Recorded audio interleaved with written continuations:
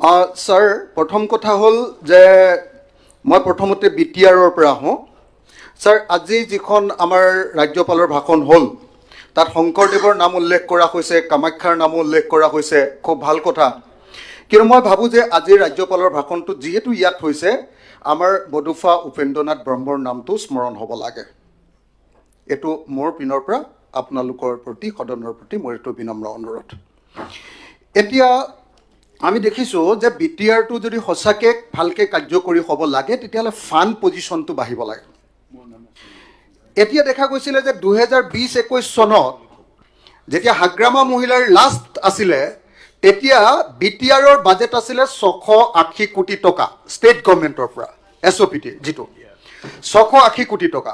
সেইটোৰ পৰা প্ৰত্যেক বছৰে 10%কৈ যদি বাঢ়ি যাবলৈ হয় 2025-26 চনত আচলতে আজিৰ দিনটোত BTRৰ কাৰণে বাজেট হ'ব লাগিছিলে 1095 কোটি টকা, কিন্তু ষ্টেট গভৰ্ণমেণ্টে এইটো কমাই 800 কোটি টকা কৰিছে।